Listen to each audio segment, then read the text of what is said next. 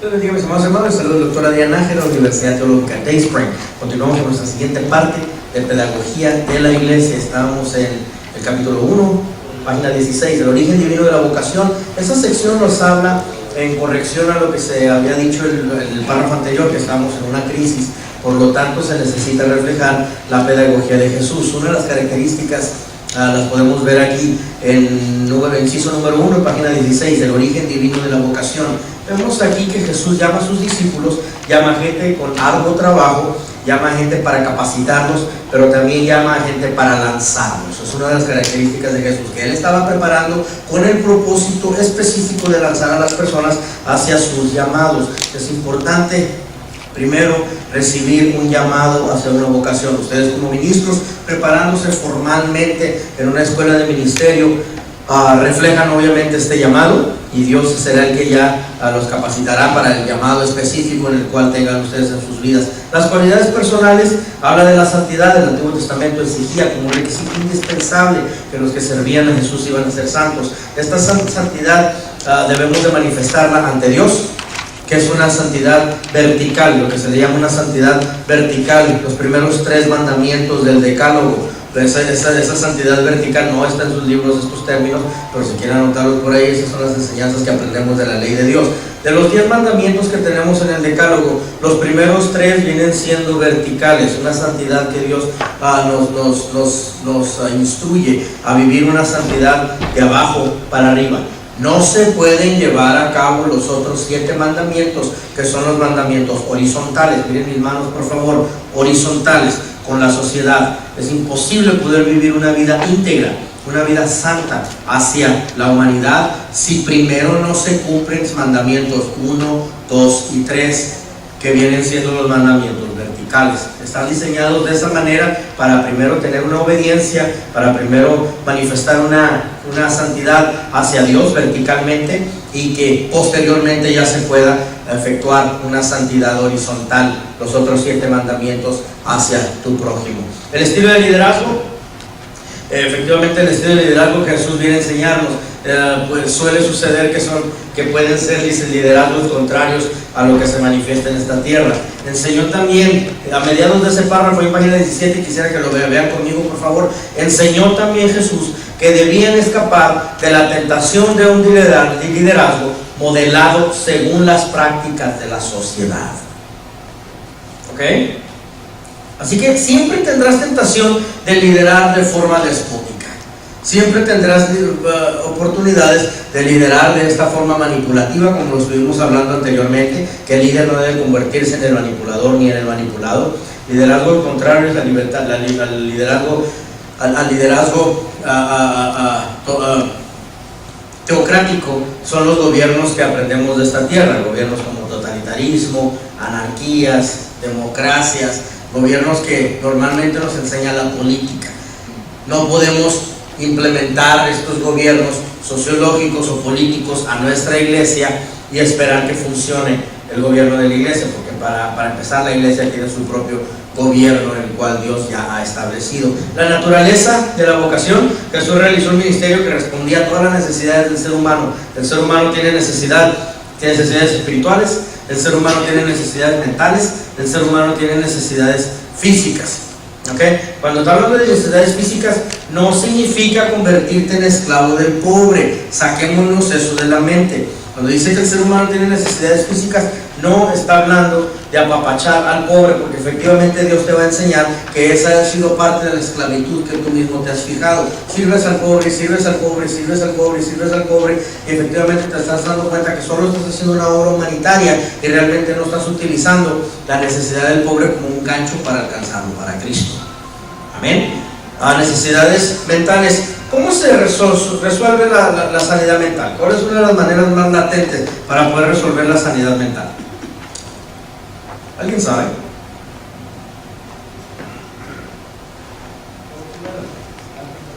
¿Cuáles son una de las soluciones? ¿Cuáles son una de las soluciones para la problemática de la sanidad mental del hombre?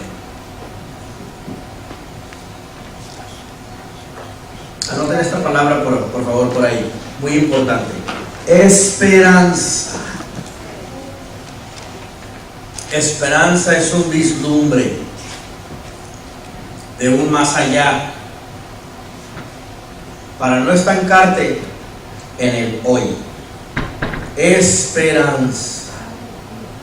Yo necesito asegurarme que esa persona tenga algo más que desear en su vida. Entonces, cuando logro convencerla que tiene necesidad de ese vislumbre o de esa esperanza, entonces ya puedo yo planificar corto plazo, planes a corto plazo, planes a largo plazo. Cristo es la de gloria, Cristo es la esperanza de gloria. ¿Por qué dice eso? Cristo es la esperanza de gloria. ¿Por qué? Porque realmente Cristo es ese vislumbre, esa persona, ese vislumbre que le da a la persona algo más allá y no se estanque en el ahorita. ¿Qué es lo que tú quieres hacer cuando tenías 17, 18 años? ¿Qué es lo que tú querías hacer? Cuando te querías comer el mundo, ¿qué es lo que tú querías hacer? No, yo no quiero nada. Se fue y me dejó sola y abandonada. Se fue y me abandonó. Me dejó aquí, estoy solo y triste. No, espérate. Work with me, trabaja conmigo. ¿Qué es lo que tú querías hacer en ese entonces? Cuando la persona ya empieza a soltar y empieza a hablar lo que quería hacer, entonces tengo algo con que trabajar, pero que quería ser bombero, perfecto. ¿Qué es lo que tenemos que hacer? Mandarte a un colegio comunitario, ponerte a estudiar. ¿Qué es lo que tú querías hacer? Okay, vamos a cambiar tu plan alimenticio, vamos a ponerte un plan de ejercicios, vamos a ponerte a hacer dieta, ¿okay? Vamos a ponerte a cocinar, vamos a ponerte a aprender nuevos talentos, porque le estás dando que lo único que quiero es reemplazar su estado actual con un vislumbre del futuro. Esa es esperanza, ¿verdad? La sanidad mental del hombre se resuelve cuando le das una esperanza. Cristo, nuestra esperanza de gloria. ¿Ya están entendiendo? Cambiarle la agenda. Bueno, la naturaleza de la vocación es que tenemos que entender que el ser humano tiene necesidades. Tiene tres necesidades: espirituales, mentales y físicas. Físicas, no estamos hablando del hambre que el ser humano puede tener, porque no nos vamos a convertir esclavos del pobre. Mentales, ¿ok? Necesitas conocer un poco, tener un poco más de fundamentos, pero para poder hacer unas terapias de largo plazo, corto plazo, y poder hacer un antecedente de la persona en su problemática. En la escuela de consejería te enseñaría eso: hacer una entrevista psicodinámica y poder efectivamente conocer la problemática de la persona y poder ver cuáles son las decisiones que esa persona hizo, que lo hizo abordar en el problema que tiene, porque él mismo se metió ahí a través de sus decisiones. ¿Ok? Entonces tú tienes que saber cómo afrontar esa decisión a través de preguntas para que la persona pueda redirigir su vida a otras decisiones que lo saquen de ese problema. Y por mientras que tú encuentras todo eso, tú estás procesando cuáles son las nuevas actividades que vas a hacer en su vida hasta que se acostumbre a un nuevo ambiente. Tienes que ponerlo en un nuevo ambiente. ¿Ok? El mejor indicador de una sanidad mental es un nuevo ambiente. El propósito de la vocación es para crecimiento y eficacia de la iglesia. El propósito de la vocación, el propósito clave de todo el ministerio es capacitar a los santos para el crecimiento y eficacia en el cumplimiento de la visión de la iglesia en la sociedad y en el mundo. Podemos leer Efesios capítulo 4, versículo 11 al 13, lo pueden leer por ustedes mismos. Este rol de magisterio de la iglesia se debe evitar la tentación de ser el hombre o la mujer la que orquesta, la que todo lo hace. ¿Okay? Cuando estás enfocado en la gente, te enfocas en tu visión eclesial, siempre continuarás estancado. No puedes agendarte solamente agendas eclesiales personales. Tienes que asegurarte que estás funcionando bajo la obra de Cristo. El carácter colegiado del magisterio, aquí entran los títulos. Okay, tenemos toda una serie de títulos que se mencionan aquí, desde Hechos capítulo 14, 23, Filipenses 1.1, 1 Tesalonicenses 5.12 al 13, Tito 1.5. Tenemos varios títulos que se mencionan. No hay nada de malo con los títulos. Si sigues al siguiente párrafo de ahí, te vas a dar cuenta que cada uno de los puestos que están mencionados ahí en todas esas citas bíblicas es para poder clasificar las funciones y las exigencias de cada uno de los títulos. Los títulos a recibir, página 18, mero abajo, el último párrafo. A Jesús se le llamaba rabí, también se le llamaba maestro. ¿Ok? Ahora existen más títulos. Página 19, mero arriba, tienes más títulos. Tienes anciano, obispo, pastores, maestros, profetas, diáconos, administradores. Dentro de la iglesia tenemos títulos como siervo, teólogo, exegeta, hermeneuta, biblista, voluntario, ujier, consejero, director. Todos estos títulos nos ayudan a definir las funciones a desempeñar dentro de cada uno de estos títulos. Miren mis manos, por favor. La razón por qué en la iglesia tenemos estos títulos, ¿okay?, es para poder clasificar cuáles son las funciones a desempeñar dentro de cada uno de los títulos. Muy bien, tienes que tener algún título bajo el cual estás funcionando, pero tienes que asegurarte que sí te mantienes activo. Jesús nos hace responsable de compartir estos ministerios a la iglesia. No tiene nada de malo los títulos. Los títulos lo que hacen es poner una responsabilidad sobre la persona para poder moverte, investigar y averiguar cuál es tu función. Muy bien, ¿todos conmigo? Esto nos sirve como fundamento para poder seguir al siguiente párrafo, página 19, a mero abajo. Jesús se movía en autoridad. ¿Cuántos lo creen conmigo? Jesús tiene autoridad. ¿Cuántos lo creen conmigo? Ok. Jesús sabía moverse dentro de su autoridad. ¿Lo creen conmigo? Pongan la definición de autoridad ahí, por favor. La calidad de competencia en cierta materia. La calidad de competencia en cierta materia. Es decir, autoridad viene siendo, mírenme ahora todos por favor aquí, lo diestro que tú te haces en cierta rama. ¿Ok? Si yo le digo a la hermana Esperanza, hermana, aparece aquí arriba y díganos cómo se hace todo un evento para una boda. Cuando ella se pare aquí arriba, agarre el micrófono y nos explique cómo se van a acomodar las mesas, cómo se van a decorar las mesas, cómo se van a decorar las sillas, qué es lo que van a hacer. Cuando ella se para aquí arriba, porque ella ya sabe del todo al todo, ¿ok? Ella se para ¿con qué? Exactamente. Estoy hablando lento porque quiero que comprendamos eso. La autoridad es la potestad, la facultad de conocer bien su puesto. Te estás basando en las normas vigentes de cierta rama. Entonces, alguien que se mueve en autoridad es porque conoce bien la área donde se está moviendo. ¿Bien?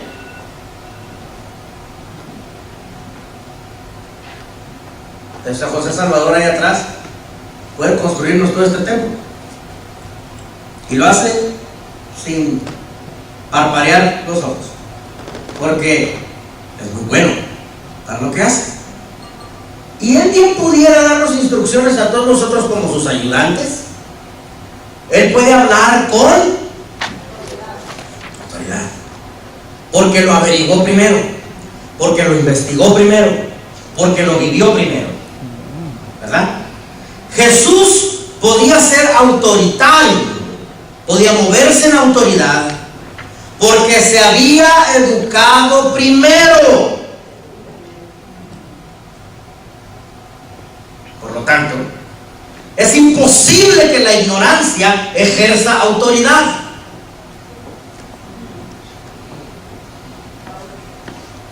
Autoridad sin el conocimiento de la rama donde te estás moviendo, donde te quieres mover, son solo gritos vacíos.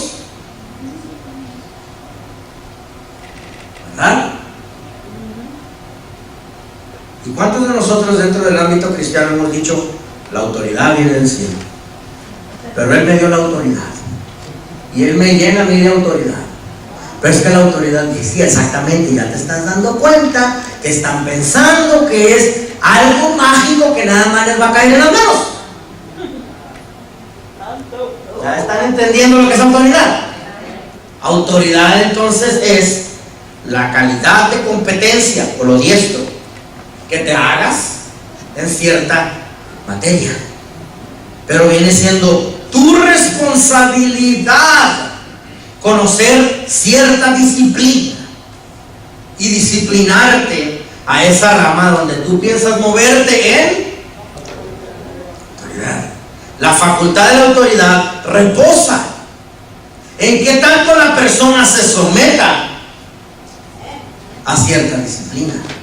Paremos de pensar entonces que la autoridad es algo que mágicamente nos va a caer en las manos.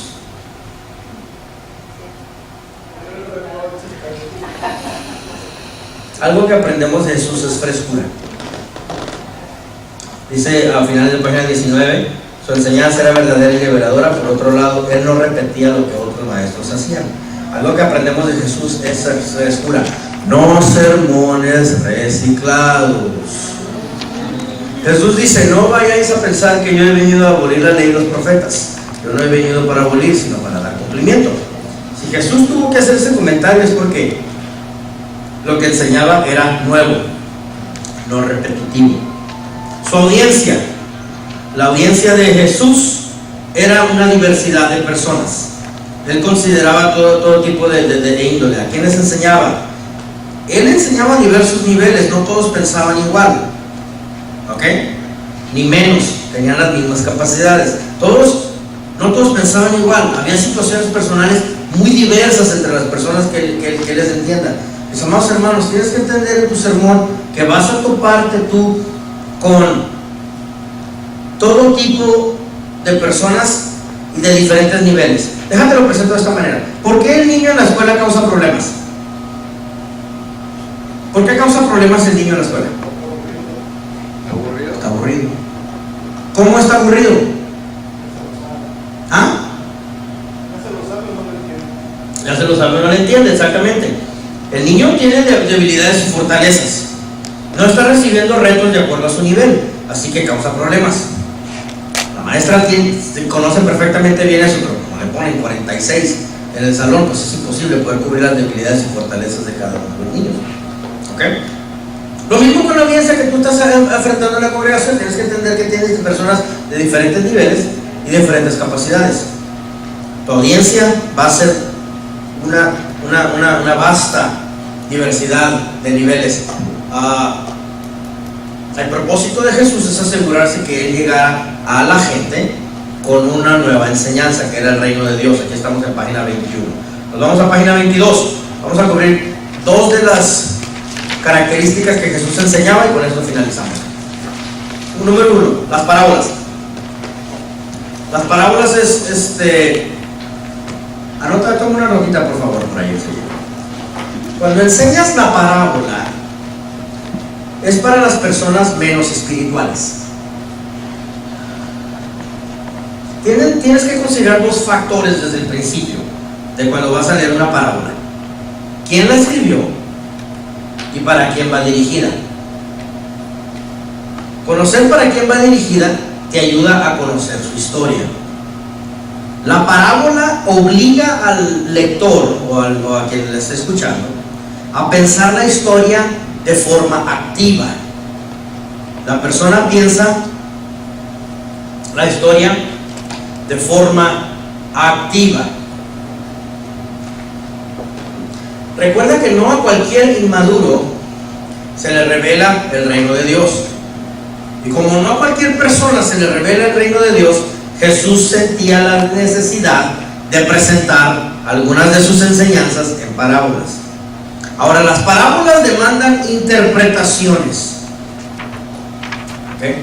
Es decir, la parábola te lleva a investigar definiciones, a tener un diccionario enseguida de ti. Tienes que interpretar textos, contextos. Estoy en página 23 a mediados del primer párrafo, del párrafo grande.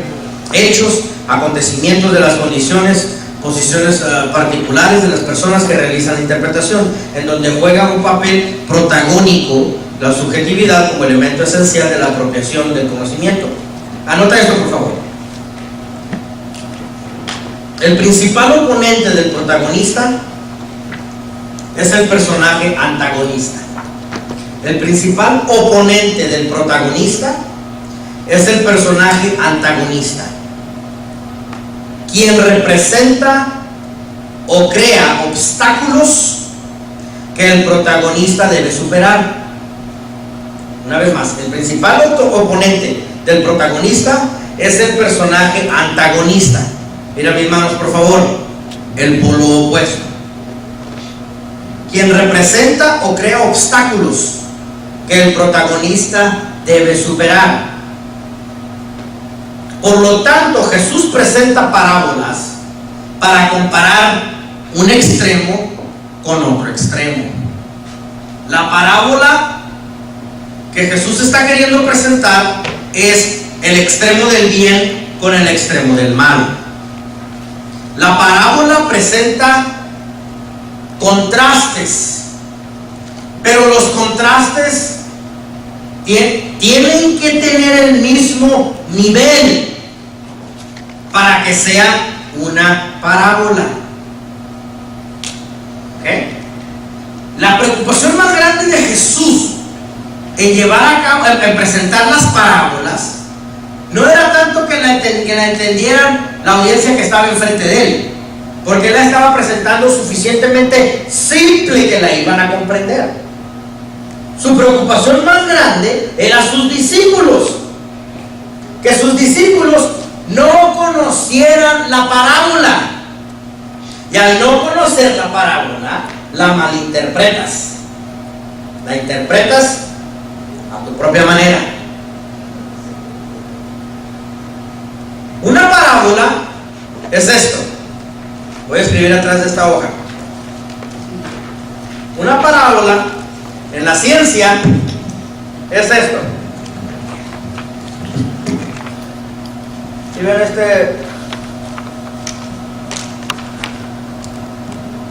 ¿Sí ven esta gráfica que tengo aquí? La voy a hacer un poco más gruesa.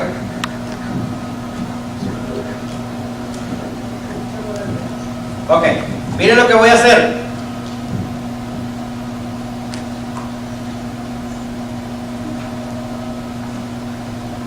Esta es una parábola. El valor en la ciencia, el valor del lado de esta gráfica tiene que tener el mismo valor de este lado. Esa es una parábola en la ciencia. Parábola realmente es un nombre de la matemática. Anótenla por favor por ahí la definición. Una curva bidimensional simétrica a un espejo refleja lo mismo en ambos lados. Una curva bidimensional simétrica a un espejo refleja lo mismo de ambos lados. Una parábola es la misma imagen a este lado y la misma imagen a este lado. Jesús hacía lo mismo en la parábola. Cuando llegue a la casa usted, pastora Drake, pregúntele a una de sus hijas, ¿what's a parábola? Y como han tomado geometría y como han tomado álgebra, se la van a poder definir así. No le pregunten en español cuáles son las parábolas de la Biblia, porque ellos van a decir, ¿what? Pero pregúntele, what's a parábola? ¿Qué es una parábola? Y ellas les van a poner una gráfica y le van a enseñar exactamente qué es la parábola, porque esa es una parábola en la ciencia. Una parábola es como a ti te cobran la electricidad en tu casa. ¿Te lo explico? Mira, Edgar sabe todo esto, por eso se está aburriendo. Mira, tienes una línea por el centro, ¿verdad? ¿Qué tengo ahí? Medio círculo. ¿Sí lo pueden ver? ¿Y qué tengo aquí?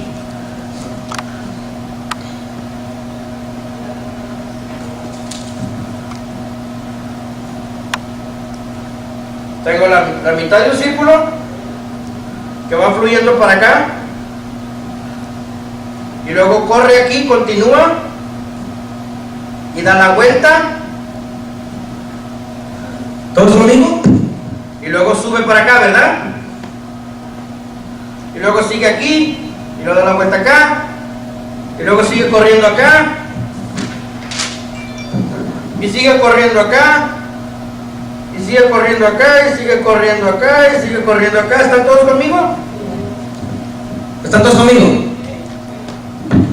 Si uno está con esta, ¿qué tengo?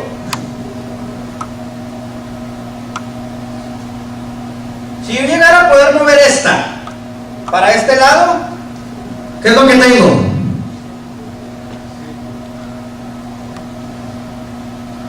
La electricidad te la cobran así. A esas se le llaman ondas, olas de frecuencia. Pero esta es una parábola. Si te uno esta con esta, ¿qué es lo que tenemos? Un círculo, ¿verdad? Entonces por eso los kilowatts es una revolución. Pero mil vueltas, 1000 de estas. ¿Todos conmigo? Esa es una parábola. Entonces cuando tú estés enseñando tus enseñanzas para que clasifique para una parábola, tú tienes que saber hacer una comparación de ambos lados. Jesús hacía una comparación ficticia con una comparación de la realidad. ¿Todos conmigo? Eso es lo que es verdaderamente, ahí tuvo su inicio en las parábolas. Entonces la parábola debe reflejar lo mismo.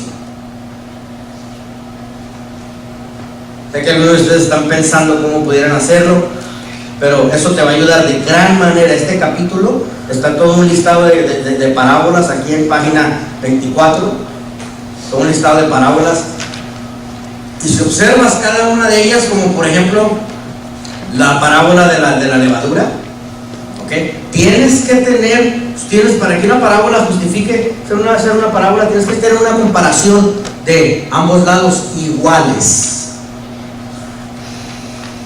Muy bien, esa es una parábola. ¿Dónde aprendió Jesús las parábolas que él contó? Página 27 dice arriba, de la vida cotidiana. Jesús observaba cómo el ser humano se movía, conocía las cosas y él hacía una comparación, buscaba una historia que se pareciese a la realidad y ya se las contaba. Preguntas, página 27, las preguntas. ¿Qué es la pedagogía de la pregunta? ¿Ok? Mira, esta frase te puede servir a ti de algo. Si tú lo dices, ellos lo dudan. Pero si ellos lo dicen, ellos se lo van a creer. Por eso haces la pregunta, para que ellos contesten. Si tú lo dices, los demás lo van a dudar. Pero si ellos lo dicen con su propia boca, se lo van a creer. Solo a través de las preguntas que puedes conseguir que ellos digan las cosas que tú quieres que ellos digan, para convencerlos al trato que tú quieres cerrar con ellos. Claro. Página 28, segundo párrafo. Toda pregunta ayuda a clarificar los pensamientos, particularmente cuando estas son bien planificadas o dirigidas. Ok, la pregunta. Entonces, por lo tanto, la pregunta te lleva a reflexionar, a una reflexión profunda y al análisis. Página 28, pero abajo, nos ayuda muchísimo para que el alumno modifique sus pensamientos. La pregunta, lo que estás haciendo es invitar a la persona a confrontarse a sí mismo. ¿Cuántos están libres de pecado? ¿Ves? Jesús hizo una pregunta porque estaba queriendo que ellos se autoanalizaran dentro de sí mismos. La pregunta ayuda a la persona a confrontar su situación actual. La misma persona llega a sus propias conclusiones a través de la pregunta. ¿Ok? Porque las preguntas, página 29 pero arriba, porque las preguntas involucran los sentimientos, las preguntas involucran la voluntad, las preguntas dan formación a todo un escenario que se lleva a cabo en la mente de la persona. ¿Por qué Jesús utilizaba preguntas? Porque sus tradiciones farisaicas habían malinterpretado las instrucciones de Dios al otorgarles la ley. El pueblo de Israel había malinterpretado las instrucciones de Dios. Dios les había dado la ley, la habían malinterpretado, y Jesús necesitaba cambiar esas tradiciones farisaicas a través de hacerles entrar en una introspección, en una inspección profunda, en un análisis profundo de su propio interior. Página 30, la pregunta es provocadora. Es provocadora porque insiste cambios. ¿Ok? Especialmente en la iglesia, el segundo párrafo nos reta grandemente.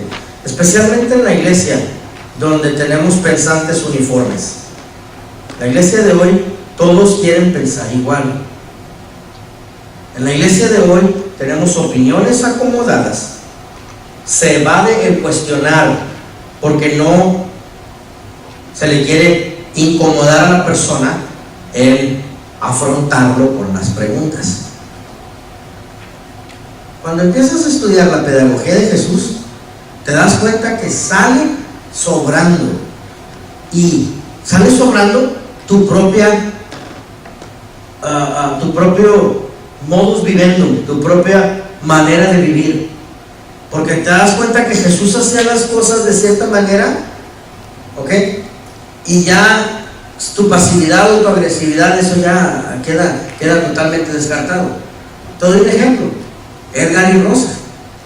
Edgar es una persona que te apapacha, que te cuida, que te abraza. Rosa es una persona que te dice: no, vas a salir de eso porque vas a salir, y sales de eso y sales adelante porque sales.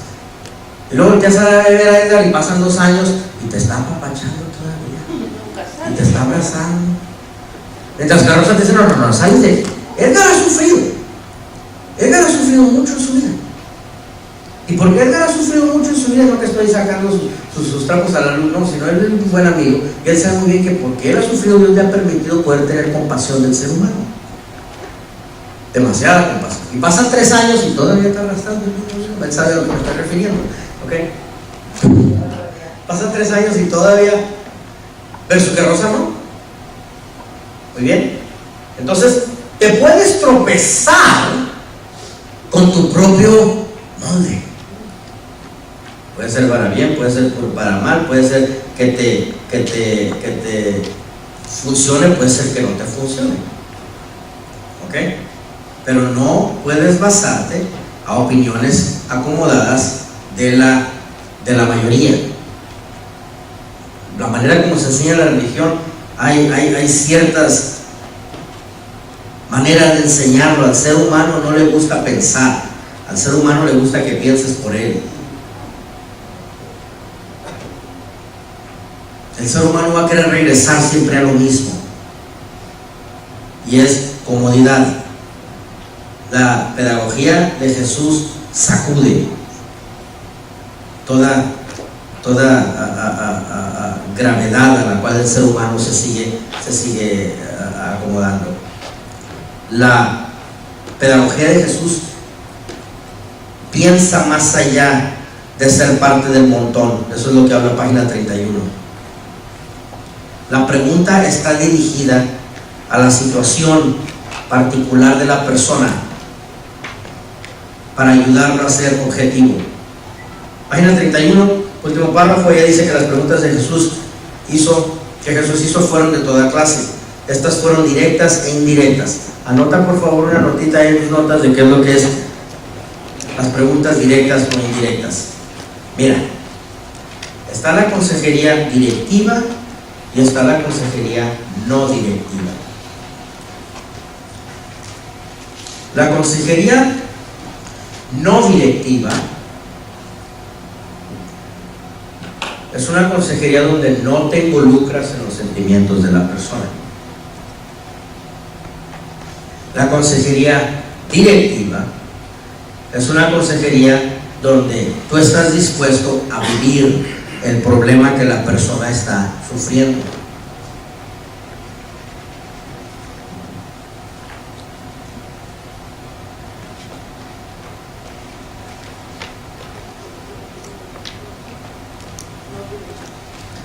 La consejería directiva es una consejería donde no se involucran los sentimientos de la persona. La iglesia principalmente practica la consejería directiva, ¿okay? Porque se involucran a los sentimientos y te pones en los zapatos de la persona. Es muy peligroso eso.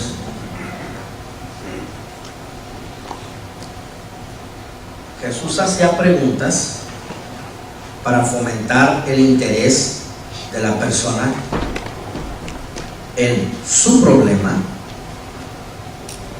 para que estos vieran cómo cayeron en su problema.